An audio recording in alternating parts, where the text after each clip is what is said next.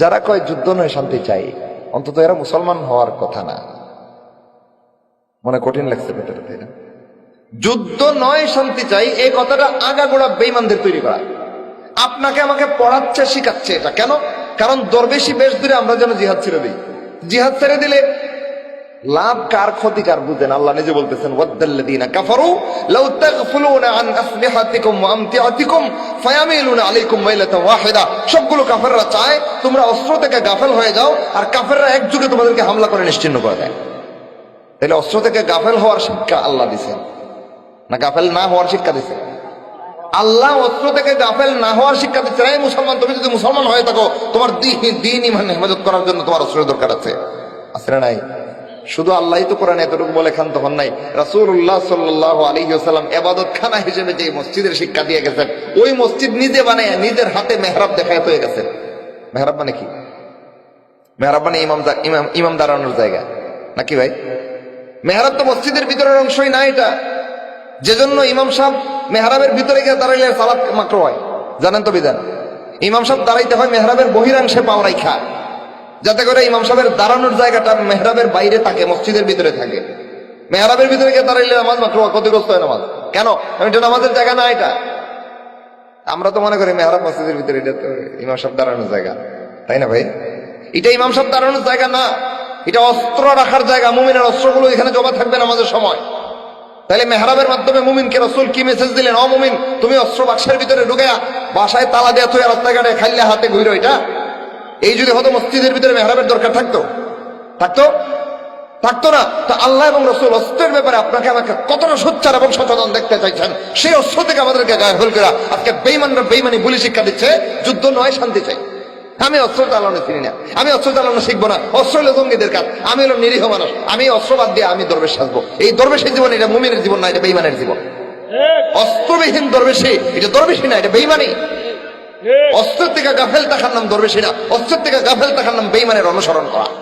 কারণ বেঈমান মুমিনকে নিরস্ত্র দেখতে চায়, আল্লাহ এবং রাসূল মুমিনকে সশস্ত্র দেখতে চান। তাও দুই একটা মুহূর্তে সশস্ত্র দেখেই আল্লাহ এবং রাসূল শান্ত না, বরং 24টা ঘন্টা মুমিনের সাথে আত্মরক্ষা, দিন রক্ষার অস্ত্র কোনো না কোনো একটা থাকবেই থাকবে। মসজিদে নামাজে যাওয়ার সময় ওইটার সাথে ওইটা রাখার জায়গার জন্য মেহরাবের জায়গা দেওয়া হয়েছে। তাহলে মেহরাব আমাদেরকে কি মেসেজ দিচ্ছে? অস্ত্র বাড়ির বাক্সের ভিতরে তালা দেওয়া থাকবে না সাথে থাকবে? এমনকি নামাজের সময়ও সাথে, শুধু জামাত চলাকালীন যখন সালাত শুরু করব, ওই সময় অস্ত্রটাকে শরীর থেকে আলাদা করে মেহরাবে রেখে দেব।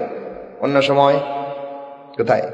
সাথে যে অস্ত্রের ব্যাপারে আল্লাহ এবং রাসূল এত সুস্পষ্ট শিক্ষা দিলেন কোরআনে আর হাদিসে আর দ্বীনের মধ্যে, যে আমার অস্ত্র আমার দ্বীন হেফাজত করার একটা ব্যবস্থা, আমার অস্ত্র আমার জান ইজ্জত হেফাজত করার ব্যবস্থা। সেই ব্যবস্থা 24 ঘন্টা আমার সাথে থাকবে। শুধু নামাজের সময় শরীর থেকে আলাদা করব, ঘুমের সময় আলাদা করতে পারি, এই দুই সময় ছাড়া সব সময় অস্ত্র আমার সাথে থাকবে। সেই অস্ত্র থেকে নিরস্ত্র থাকাকে আজকে দরবেশ আখ্যায়িত করা হচ্ছে। অস্ত্রবাদ দিয়ে আপনি নিরস্ত্র হয়ে যান, আপনি জঙ্গি না, আপনি ভালো মানুষ। আর আল্লাহ এবং রাসূলের ফর্মুলা মতো অস্ত্র হাতে নিয়েছেন, সাথে সাথে জঙ্গি ট্যাগ লাগাই দিছে। এই জঙ্গি ট্যাগটা তো লাগায় আসলে বেঈমানরা। লাগায় কারা? মুমিনের হাতে অস্ত্র দেখলেই যাদের অন্তরে কলিজা কাঁপা শুরু হয়ে যায়, তালেবানের হাতে অস্ত্র দেখলে যে আমেরিকার ভিতরে কম্পন শুরু হয়ে যায়, আরব মুজাহিদদের হাতে অস্ত্র দেখলে যে চেচনিয়ার রাশিয়ার সরকারের ভিতরে কম্পন শুরু হয়ে যায়, সেই অস্ত্র মুমিনের হাতে দেখলে কোন মুমিন তো জঙ্গিবাদের তকমা লাগানোর কথা না। বেঈমানের ডিম ফুটা বাচ্চা বা বেঈমান ছাড়া কোন মুমিনের হাতে অস্ত্র দেখলে সন্তুষ্ট হওয়া ছাড়া অসন্তুষ্ট হওয়ার কোনো সুযোগ নাই। সেই অস্ত্র আমাদের জীবন থেকে উৎখাত করে দেওয়া হয়েছে। মসজিদের মেহরাবে রেখে নামাজ পড়বেন দূরের কথা, বাসায় বাক্সের ভিতরে রাখার মতো হিম্মতটুকু পর্যন্ত আছে। বাক্সের ভিতরে হেফাজত করে রাখবেন, হাই হাত, বইটাও বহু দূরের কথা। কোন এক জায়গায় গিয়ে অস্ত্র চালানো শিখছেন, এটার দৃষ্টান্ত আছে। রাসূলের জামানায় সবচেয়ে ব্যাপক ব্যবহৃত অস্ত্র ছিল তলোয়ার। রাসূল রাখতেন, সাহাবায়ে কেরাম রাখতেন। আজকে এসে ব্যাপক ব্যবহৃত অস্ত্র কোনটা ভাই? AK-47 রাইফেল, নামটাও তো চেনেন না। সারা বিশ্বের সবগুলো বাহিনীর কাছে কমনলি যে রাইফেলটা থাকবেই থাকবে, এটার নাম AK-47 ক্লাসিক রাইফেল। সবার হাতে থাকে এটা। এটা বর্তমান যুগে প্রত্যেকটা মুসলমানের হাতে থাকার কথা। কোথায় থাকার কথা? একটা মুসলমানের হাতে যখন অস্ত্র থাকে, এই মুসলমানটার দিন নিয়ে তামাশা করার সুযোগ বা স্পর্ধা, সাহস দেখানোর সুযোগ কোন বেঈমানের আছে? শুধু ইয়ামানের একটা দৃষ্টান্ত বলি। ইয়ামানের আবিয়ান এলাকায়, আবিয়ান যে এলাকা থেকে 12,000 সৈন্যদল এই পঞ্চম জামানায় খালিফাতুল্লাহ মাহদির বিশ্বময় জিহাদের সময় ইয়ামানের আবিয়ান থেকে 12,000 মুজাহিদদের বিশাল এক লস্কর এসে খলিফাতুল্লাহ মাহদির হাত ধরে দিমাশকে বায়ে হাত দিবেন। সেই ইয়ামানের আবিয়ানের বর্তমান অবস্থা জানেন? সেখানে অস্ত্র পাওয়া যায় আনাজ পাতির মতো। হ্যাঁ, প্রত্যেকটা মুমিন বোনদের সাথে বাড়ির থেকে যখন বাইরায় বুরকার নিচে বেল্টের মধ্যে একটা পিস্তল থাকে, যে কারণে ইয়ামানের কোনো একটা জায়গায়, ইয়ামান কিন্তু খুব ধনী রাষ্ট্র না, যুদ্ধপীড়িত একটা বয়কট আরোপিত রাষ্ট্র, সেখানে খাবার দাবার বুঝ্য পানি পর্যন্ত সংকট। ওইখানকার কোন একটা বোন দর্শিতা হয়েছে রাস্তাঘাটে, আপনি প্রিন্ট মিডিয়া ইলেকট্রিক মিডিয়া কোনো জায়গায় দেখাতে পারবেন না, পারবেন না। কেন জানেন? কারণ দর্শন করতো যে, দর্শন তো একটা বিনোদন, এটা করতে গিয়ে জান হারাইব। প্রত্যেকটা মোমেন বোনের সাথে, ভাইয়ের সাথে, সবার সাথে অস্ত্র একটা আছে, থাকবোই থাকবো। এটা হয়তো পিস্তল নয়তো খঞ্জর হইলেও থাকবো। একবার গরিব না, একবার পিস্তল কেনা সামর্থ্য নাই, একটা খঞ্জর থাকবো। দর্শন করতে হয়েছে, দর্শিতা হইবার আগে 2 একটা ভার খাইয়া তারপর দর্শন করতে হবে, এর আগে না। জন্য ওইখানে নাই এগুলো, কিন্তু আমাদের দেশে আছে না নাই? কেন? কারণ মুমিন নিরস্ত্র বানায় দেওয়া হয়েছে। আব্রাহাম লিঙ্কন দাজ্জালের তৈরি করা গণতান্ত্রিক নীতিমালা দিয়া আমাদেরকে নিরস্ত্র থাকতে শিক্ষা দেওয়া হয়েছে। ওই দরবেশিগুলি এরা শিখাইছে বেইমানি।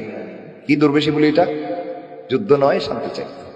যুদ্ধ ছাড়া রসুল শান্তি প্রতিষ্ঠা করতে পারছেন মদিনায়। তো রসুল যারা যুদ্ধ ছাড়া পারেন নাই, আপনি আমি কত বড় দরবেশ আর অলি বুজুর্গ হয়ে গেছে, আমি পেরে ফেলবো? শয়তান, আসলে শয়তান। অস্ত্রবাদ দিয়া যারা দরবেশি করে, এরা শয়তান ছাড়া কিছু না। অস্ত্র ছাড়া মুমিন হতে পারে না।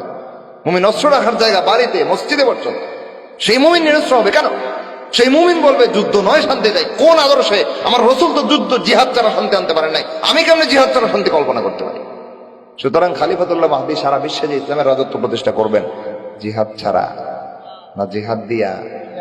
যে জিহাদ দিয়া খলিফাতুল্লাহ মাহদী সারা পৃথিবীতে ইসলামের রাজত্ব ফিরে নিয়ে আসবেন, সেই জিহাদে সুচ্চার হওয়ার এখন উপযুক্ত সময়। এখন এই বর্তমান সময়টা। রাজি আছেন তো ইনশাআল্লাহ? ভাই, আগে রাজি থাকতে হবে, এরপরে ব্যবস্থা নেওয়ার জন্য কোনো অসুবিধা নেই। রাইফেল কিনতে পারেন না, বানায় লন। ভিতরে কি আছে? স্প্রিং আছে, আর কি আছে? কিছু লোহার কারিশমা আছে, 2-4টা পার্টস আছে। স্প্রিং কে টান দিয়া বুলেটের মধ্যে একটা বাড়ি দেয়, একটা হাতুড়ি আছে চিকন, ওইটা বাড়ি দিলে বুলেটের ভিতর থেকে প্রথম অংশটা বাইরে ফায়ার হয়। সোজা জিনিস, কিনতে পারেন না, বানায় ফেলেন, কোন বিষয় না এটা। কিন্তু আগে মন ঠিক করতে হবে, মন, যে আমি যুদ্ধ নয়, শান্তি চাই। ওই জাতের লোক আমি না, আমি জিহাদের মাধ্যমে শান্তি আনবো, আমি সেই জাতের লোক। ওই জানি যে মনস্তাত্ত্বিকতা আগে ঠিক করেন। আমাদের তো মাইন্ডে সমস্যা, মাথা কিনে লয়ে গেছে বেঈমান কাফেররা।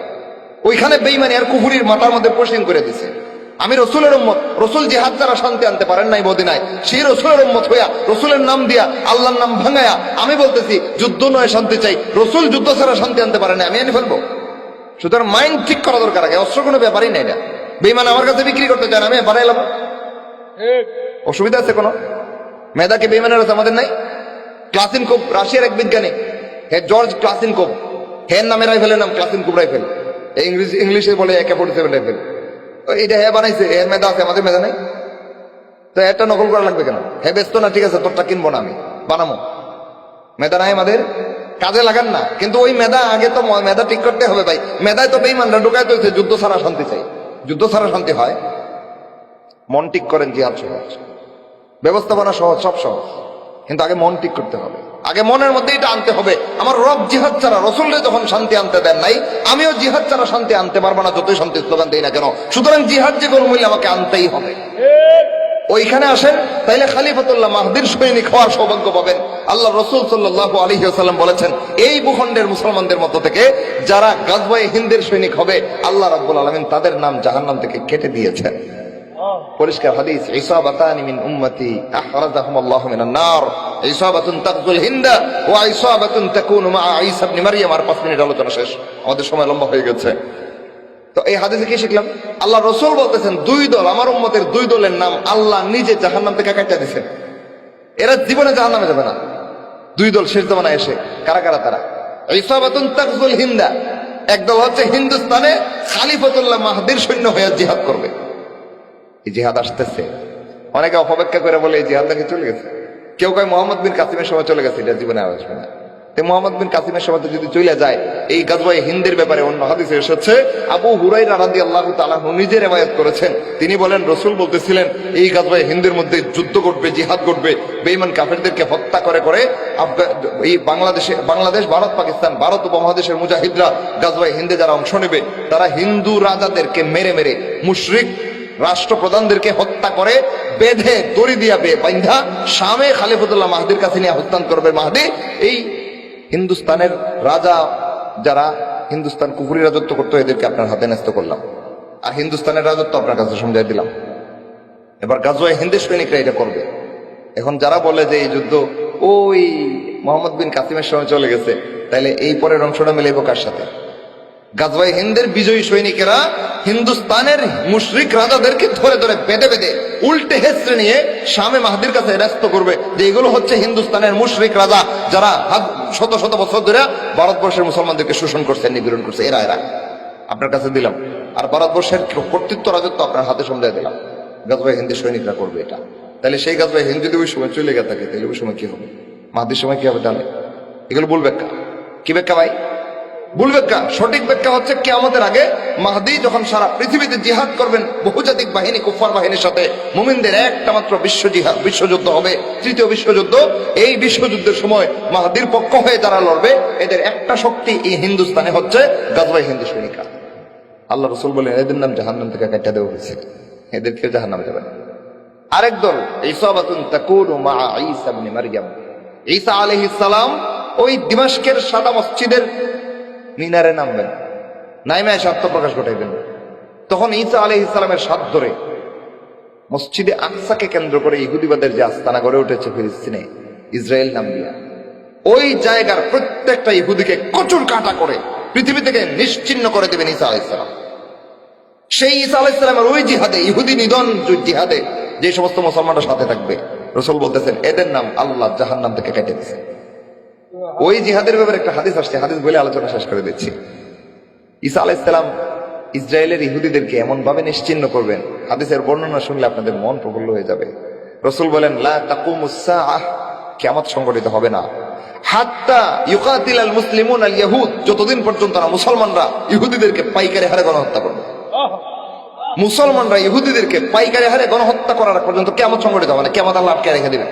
এটা হতে হবে আগে, ইহুদি আগে জমিন থেকে নিশ্চিহ্ন হতে হবে, এরপরে কিয়ামত, এর আগে না। কখন ঘটবে এটা?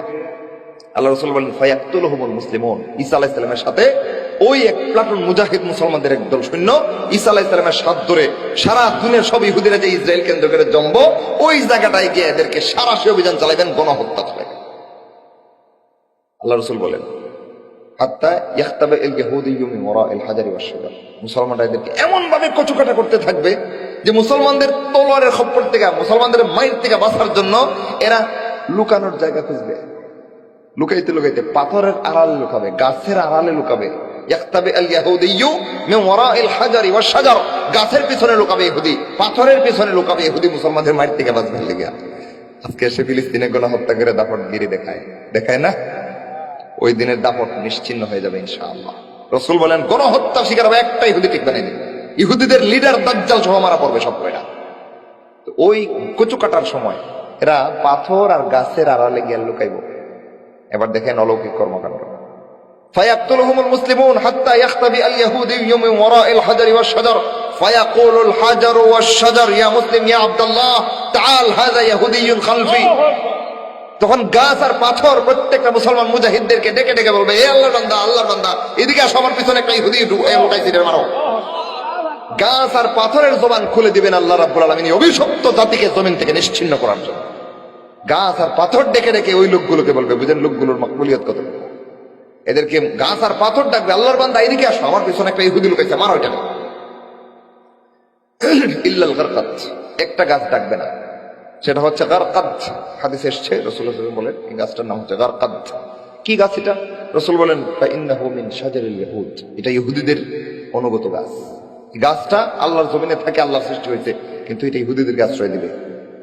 এই গারকাদ গাছটা ইহুদিদেরকে আশ্রয় দিবে, ওইটা ডাকবে না। কিন্তু মনে মনে ভাবতেছেন তাই তো বাচ্চা গেল, জি না, গারকাদ দিয়ে ইহুদিদেরকে আশ্রয় দেবে, এটা আল্লাহ রাসূল বলছেন না, বলেন নাই? তো ঈসা আলাইহিস সালামের সাথে যারা দাজ্জাল সহ দাজ্জালের সাঙ্গপাঙ্গ প্রত্যেকটা ইহুদির জমিন থেকে নিশ্চিহ্ন করতে যাবে, এরা কি জানে না কার কাছে আশ্রয় দিবে? তাহলে গারকাদের ভিতরে গিয়ে লোকায় মানে ঢুকে মানে অনুসন্ধান করে খুঁজে বের করা লাগতো না, গারকাত দেখলেই বুঝবে এটার তলে ইহুদি আছে, গাছ সহ শেষ। বুঝে আসছে ভাই? তাহলে শেষ জামানায় এসে আমরা পঞ্চম জামানায় অবস্থান করতেছি বর্তমানে। এতক্ষণের আলোচনা আমরা ক্লিয়ার হয়ে গেলাম যে আমাদের সামনে নবুয়ত নাই, খোলাফায়ে রাশিদিনের খেলাফত নাই, মুসলমানদের রাজত্ব রাজতন্ত্র যেটা ছিল তুরস্কের ইসলামী সালতানাত পর্যন্ত ওইটাও নাই, আর গণতন্ত্র আর অস্ত্র শক্তির মাধ্যমে জবরদস্তি করে ক্ষমতা দখল করার যে জামানা চলতেছে, এটা বিলুপ্তির পথে। কারণ আমেরিকা বাঁচছে, এটা বিলুপ্তির পথে। এখন যেটা আসবে সেটা হচ্ছে মাহদির খেলাফত। সারা পৃথিবী জুড়ে খলিফাতুল্লাহ মাহদী আল্লাহর রাজত্ব প্রতিষ্ঠা করবেন, যেটা আল্লাহ যে উদ্দেশ্যে দুনিয়া বানাইছিলেন, বলেছিলেন ইন্নী জাইলুন ফিল আরদি খলিফা, আমার জমিন বানাইছি আমি খেলাফতের জন্য। সেই উদ্দেশ্য আল্লাহর বাস্তবায়িত হবে মাহদীর মাধ্যমে। পুরা জমিন আল্লাহর ইসলাম রাজত্ব করবে। সেই রাজত্বের জমানাটাই আমরা অগ্রভাগে অবস্থান করছি।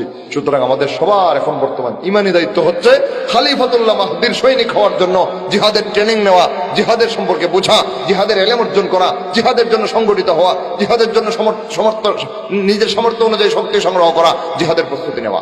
রাজি আছেন তো ইনশাআল্লাহ? যেই জিহাদের পক্ষে রেডি হওয়া, রাজি হওয়া, ট্রেনিং নেওয়া, ব্যবস্থাপনা নেওয়া, জিহাদের এলেম শিখা, জিহাদের জন্য সংঘবদ্ধ হওয়া বর্তমান জামানায় আমাদের সবচেয়ে বড় কাজ। সেই জিহাদটাকে কেউ যদি জঙ্গিপনার তকমা লাগাইতে আসছে, সর্বশেষ কথা হেরে সাইজ করে ফেলে দিবে, জায়গায় সাইজ সব মিললে পাকড়া করে দাজ্জাল দ্বারা তুই জিহাদ তোর বাপ নিয়ে আসছে রে, জিহাদ তোর দাদাই দিয়েছে, জিহাদ আমার রব দিয়েছেন, তুই না করার কে? জিহাদ আমার পুরা পৃথিবীর মালিক, খালেক, পুরা পৃথিবীর সৃষ্টিকর্তা মালিক যিনি, তিনি জিহাদ নাজিল করেছেন, তার বান্দা আমরা জিহাদের কাজ করবো, তুই না করার কে? পারবেন এই ভূমিকা নিতে? তাইলে বেঈমানের ডিম ফুটা বাচ্চারা জিহাদের ব্যাপারে আর জঙ্গিবনা তকমালায় গোড়া সাহস পাবে না, নিজেরা বাংকারে লুকাবে। আর আমরা খলিফাতুল্লাহ মাহদীর সৈনিক হওয়ার জন্য প্রস্তুতি নেওয়ার সুযোগ পাবো। এতক্ষণ আমরা আল্লাহর কোরআন থেকে, রাসূলের সুন্নাহ থেকে, পাঁচটা জামানার শেষ জামানায় আমরা এসে কি কি দায়িত্ব পালন করতে হবে এর সম্পর্কে যা বুঝলাম, ঈমান বিশুদ্ধ করা, আমল ঠিক করা এবং জিহাদের কাজ করা, এই সবগুলো বিষয়ে আল্লাহ ঠিকমতো বুঝার আমল করা তৌফিক দান করেন। ওয়া আখিরু